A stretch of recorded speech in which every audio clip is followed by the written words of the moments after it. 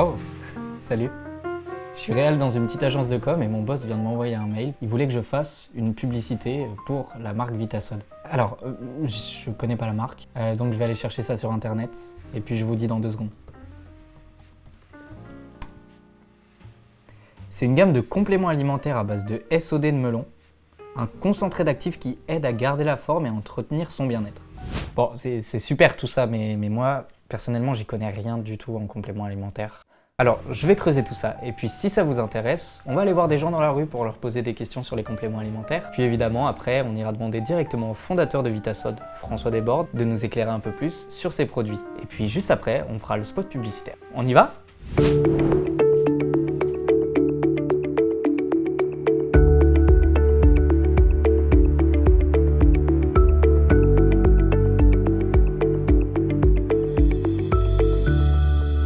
Comme promis, nous nous retrouvons chez François Desbordes, le fondateur de Vitasod, qui va nous parler des compléments alimentaires. Il a accepté aussi de regarder le montage final de ces micro-trottoirs faits sur des gens au hasard dans la rue. Alors François Desbordes, est-ce que vous êtes prêt à regarder cette vidéo ? Avec plaisir, je suis prêt, oui. Répondre aux questions avec cette patte d'expert que vous avez ? Je sais pas, moi, en tout cas, c'est une patte d'expert, mais en tout cas, je suis prêt à répondre, écoutez ce qui a été dit. Alors, on y va, c'est parti.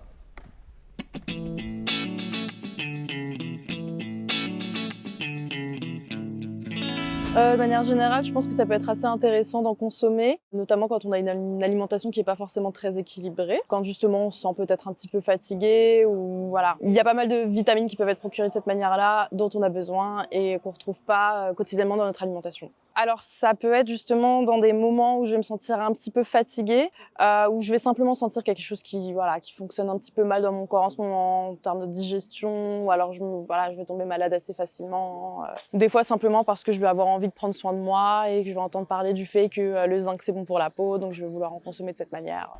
C'est intéressant ce que dit madame. Elle a raison, les compléments alimentaires ont été faits pour répondre à certains problèmes spécifiques d'inconfort. On est un peu fatigué, quand on a un petit coup de mou, qu'on est stressé, ou bien que l'on souhaite prendre soin de sa peau, de prendre soin de son cœur, prendre soin de ses articulations. Voilà. Juste peut-être un petit bémol en ce qui concerne les compléments alimentaires, ils sont faits pour compléter une alimentation qui est déjà normale. Elle ne remplace donc pas une alimentation qui est déséquilibrée. En général, ils apportent de façon concentrée des éléments que notre corps ne fabrique pas, et tout le monde connaît les vitamines. Il y a les oligo-éléments, le zinc, le cuivre, le sélénium par exemple. Il y a aussi les oméga 3. Et enfin, il y a les antioxydants qui protègent nos cellules contre le stress oxydatif.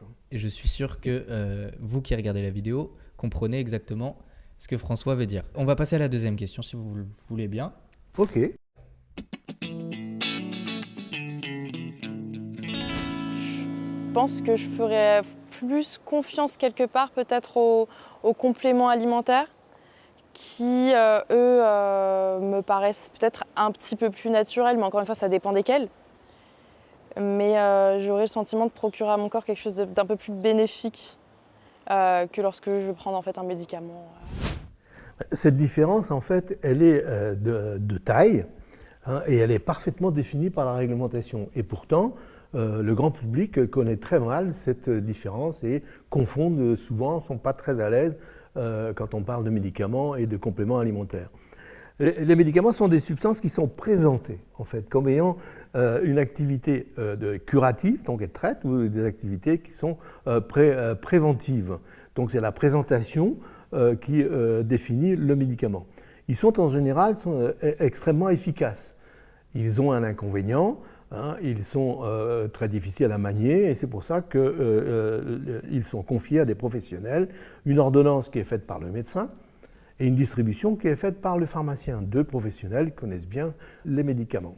Un complément alimentaire est prévu pour compléter une alimentation normale.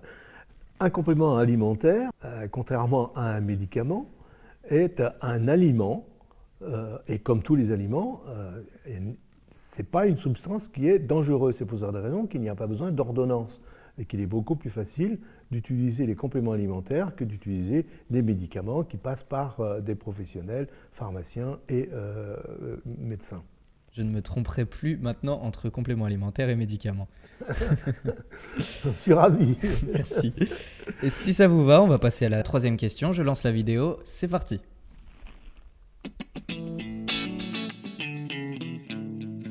Maintenant, les réglementations compléments alimentaires, je ne connais pas trop. Ah oui, il doit y avoir une réglementation, je pense. On est en France, donc oui, il doit y avoir une réglementation.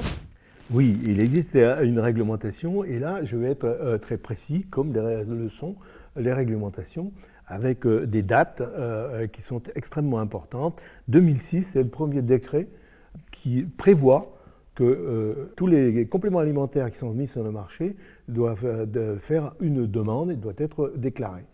C'est quand même le premier pas. On voit que ce n'est pas si vieux que ça, quand même. Hein. La deuxième date, c'est 2012. En 2012, la législation prévoit des allégations.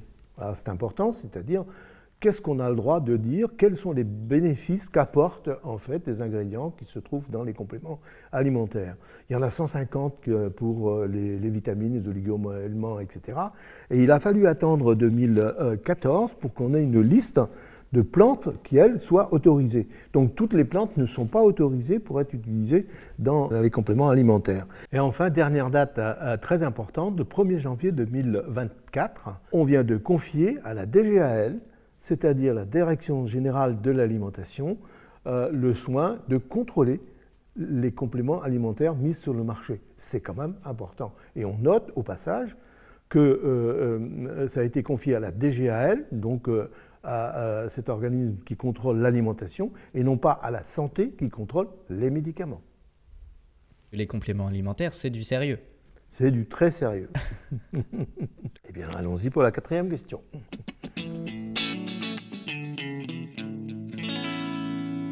On a une alimentation qui est beaucoup moins saine de ce qu'on avait avant. Je parle des burgers, des choses comme ça. Je pense qu'on perd beaucoup. On mange. Je pense qu'on y revient maintenant. On y revient aux légumes, fruits, aux aliments beaucoup plus sains qu'avant, qu'à une période. Voilà, on mangeait fast-food, burger, à la facilité, j'ai pas à faire à manger. Bon, on n'avait pas tous les apports nutritifs qu'il nous fallait pour le corps. Et je pense que c'est d'abord revoir la nutrition de manière générale, les mauvaises habitudes. Et après, à la suite de ça, oui, si on est à la recherche d'optimisation, peut-être partir sur des compléments. On est stressé. On fait tout vite, stressé. On mange sur un banc, sur le bout d'un pouce, alors que bon, on devrait prendre le temps de se poser, de manger sainement et correctement. Alors la question était la suivante. Pour vous, François, quel est le rapport entre nutrition, alimentation et compléments alimentaires ? Les réponses qui ont été données dans cette quatrième question sont un peu confuses. Et donc j'ai eu moi-même un peu de mal à trier les idées qui étaient derrière. En fait, il y en a deux principales. Il y a d'abord la notion de nutrition et l'autre notion qui est la notion d'alimentation. Alors, la nutrition, quand madame donne son avis sur les aliments qui sont bons, pas bons, etc., ceux qui doivent être choisis ou pas, elle fait de la nutrition parce qu'elle fait une analyse critique de la qualité en fait, des aliments. Par contre, quand on parle de comportement alimentaire, on mange beaucoup, on mange peu, on choisit tel aliment plutôt que tel autre, on mange trop vite, par exemple, ce qui fait que la digestion salivaire que nous avons tous appris à l'école ne se fait pas. Hein. On avale tout simplement les aliments, on a l'impression qu'on fait ses commissions. Ça, c'est de l'alimentation, c'est du comportement.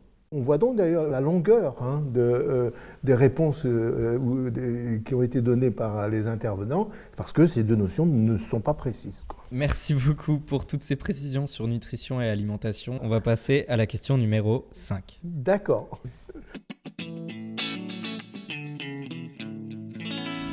Moi, je pense que le prendre, on va dire, en continu toute l'année, je ne pense pas que ce soit bien. Je pense que le corps, à un moment, il s'habitue et c'est comme les antibiotiques. Quand vous en prenez tout le temps, au bout d'un moment, votre corps, il ne réagit plus. Alors, les compléments alimentaires, en règle générale, c'est un plus pour les sportifs. pour l'optimisation des performances. Pour la récupération, ça peut être pas mal. Alors les compléments alimentaires, je le rappelle à nouveau, ce sont des aliments. Et les aliments, on en mange tous les jours. Il n'y a donc aucune contre-indication à prendre des compléments alimentaires tous les jours. Ceci est justifié par quelque chose quand même d'important. La plupart des actifs que l'on utilise dans les compléments alimentaires ne se stockent pas. Les vitamines B, par exemple, sont très très peu stockées. Les oméga 3 également peu stockés. Les antioxydants peu stockés. Donc il faut en prendre régulièrement pour refaire tout simplement son stock. Maintenant, il est vrai qu'il y a des situations où les besoins sont plus importants et que donc il faut à ce moment-là privilégier ces périodes. Par exemple, quand on fait du sport de façon intensive, quand on passe un examen et qu'on a besoin de concentration, quand on est fatigué, etc. Donc le fait de faire des cures est aussi complètement justifié. Eh bien, je pense que ce soir, je vais me gaver de compléments alimentaires et ne pas faire attention à la balance. Et je lance la vidéo maintenant. D'accord.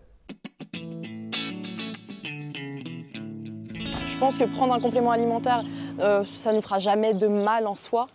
Mais c'est plus en termes d'efficacité qu'on risque d'être déçu en fait, en fonction du choix du produit. Oui, bien souvent, moi je demande par exemple du magnésium, mais à aucun moment elle me dit faites attention, ça peut entraîner, je sais pas, des diarrhées, des choses comme ça. Personne ne vous dit les contre-indications ou vous donne la posologie. Ne pas dépasser, comme le Doliprane, on vous dit pas dépasser 6 par jour, voilà, ce genre de choses. Même en règle générale, les compléments alimentaires sont vus limite comme des stéroïdes, comme du dopage, sachant que ce n'est pas forcément le cas. François, est-ce que c'est dangereux les compléments alimentaires ? Les compléments alimentaires autorisés ne sont pas dangereux. Il ne faut pas oublier que ce sont des aliments. Et contrairement à ce que j'ai entendu là dans cette question, les doses maximales à utiliser sont notées sur les flacons. Les conseils d'utilisation sont notés sur les flacons. Ces produits ne sont pas en soi dangereux. D'ailleurs, comme ce sont des aliments, comment pourrait-on donner des aliments toxiques ? Par contre, j'ai entendu parler de stéroïdes et des compléments alimentaires stéroïdes. Ce ne sont pas des compléments alimentaires, les stéroïdes. Ce sont des substances soit qui sont autorisées, dans ce cas-là, ils tombent dans les médicaments, soit ce sont des médicaments qui ne sont pas autorisés et puis à ce moment-là, qui sont vendus sous le manteau, mais ça n'a rien à voir avec les compléments alimentaires autorisés. Très bien. Passons à la prochaine question si vous le voulez bien. Je lance la vidéo.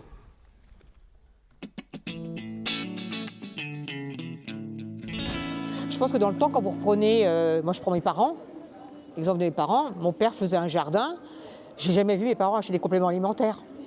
Et en plus, c'était d'une autre génération, donc c'était vraiment que des produits, on va dire, frais, sans pesticides, sans choses comme ça, mais vraiment, voilà. Et je les ai jamais vus prendre des compléments alimentaires, mes parents. Ah, c'est la grande question. C'est la grande question. Alors, je vais peut-être tordre le cou à des idées préconçues. Les compléments alimentaires sont apparus en 1980, donc c'est très récent. Et pourtant, les aliments, à l'époque, n'étaient pas plus sains que maintenant. On a oublié, il y avait beaucoup plus de pesticides, beaucoup plus de fongicides, beaucoup plus d'herbicides. On a oublié qu'il y avait encore des tuyauteries en plomb qui contaminaient l'eau, des peintures qui étaient à l'arsenic, des peintures qui étaient au mercure, etc. Donc non, l'alimentation aujourd'hui n'a jamais été aussi saine. Les aliments n'ont jamais été aussi sains, surtout en France, qui est un des pays où c'est le mieux contrôlé. Par contre, ce n'est pas la même chose dans tous les pays. On peut se poser des questions de savoir si certains riz ou certaines bananes arrivant de certains pays ne contiennent pas plus ou moins des produits toxiques. Et c'est d'ailleurs une bataille que livrent les agriculteurs français et européens qui trouvent difficile de ne pas d'avaler le fait qu'on prétende qu'ils ont encore beaucoup de pesticides vu les efforts qu'ils ont faits. On oublie trop souvent que du temps de Napoléon, c'est pas si vieux, il y a 200 ans, l'espérance de vie était de 45 ans. Aujourd'hui, tout le monde sait que c'est plus de 80, voire 85 ans. on a quand même gagné 40 ans. Donc l'alimentation dont on dispose n'est tout de même pas si mauvaise que ça. Ça ne nous empêche pas, évidemment, de continuer à progresser. C'est super intéressant, en fait, je ne savais pas du tout. Merci pour ces précisions. Et puis, si ça vous va, on va passer à la 8e et dernière question. Ok. Super.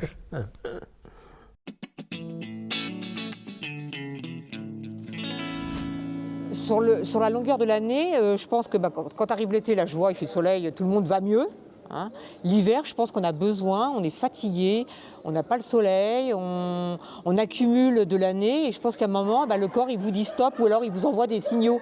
Donc je pense que même si vous avez une alimentation qui est saine, vous avez, selon ce que vous faites, peut-être besoin de compléments alimentaires. Et je pense que chaque personne est différente. Ça reste quand même intéressant et utile. C'est pour l'optimisation. En toute honnêteté, j'apparenterais surtout ça à de l'optimisation de performance. J'ai des amis, bien souvent, quand on se fait des soirées, apéros, je suis fatiguée en ce moment, ou des choses comme ça, je dis, moi j'ai pris ça, ça a bien marché. Après, je dis toujours, je ne sais pas sur toi, mais sur moi, ça a bien marché. En fonction des saisons, les besoins sont très différents. L'hiver, il n'y a pas de soleil, on est fatigué, donc on a besoin d'énergie.